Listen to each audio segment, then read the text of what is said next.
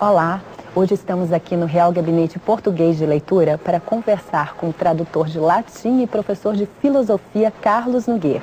Ele já traduziu mais de 60 títulos importantes, entre os autores Sêneca, Cícero, São Tomás de Aquino, Santo Agostinho. Carlos, qual é a origem do latim e por que essa língua se tornou tão importante na época a ponto de se disseminar por todo o Império Romano? Bom, dizem os linguistas que houve há muitos milênios uma língua chamada indo-europeia, que abarca uma multidão de línguas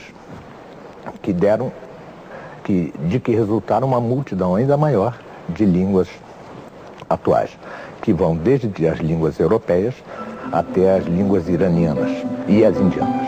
Pois bem, desse suposto indo-europeu saíram vários ramos.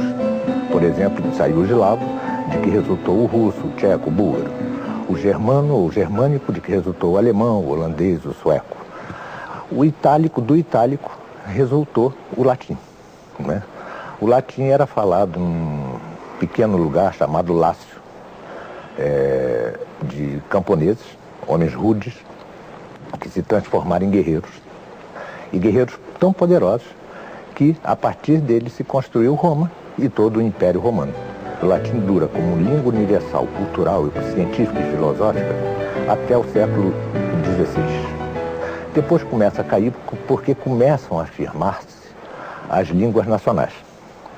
O inglês com Shakespeare, né, o português com Camões, o espanhol com Cervantes,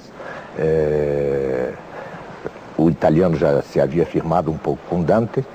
Então, começa, pouco a pouco, a perder essa universalidade, esse monopólio universal da cultura que o latim tinha.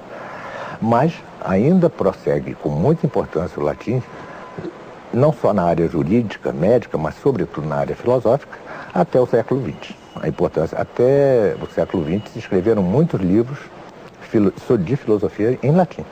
Carlos, e o latim usado ainda hoje na linguagem jurídica é apenas uma tradição ou ainda tem uma função útil?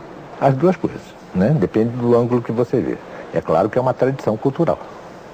Mas é claro que uma língua morta, entre aspas, ela tem uma durabilidade que as línguas vivas não têm. As línguas vivas, as palavras das línguas vivas tendem a mudar o sentido, não é isso?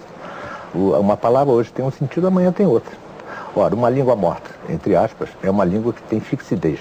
Ela não está sujeita às variações que são decorrentes do uso, tá certo? Então, por isso é que disciplinas inteiras, sobretudo a jurídica, o direito, mas também a medicina e, sobretudo, a filosofia, se valem do latim. Embora a língua em si seja muito bela. Ela foi talhada tal como é exatamente porque foi uma língua de grandes escritores, grandes filósofos, grandes pensadores, grandes retóricos, grande lógico, grande tudo.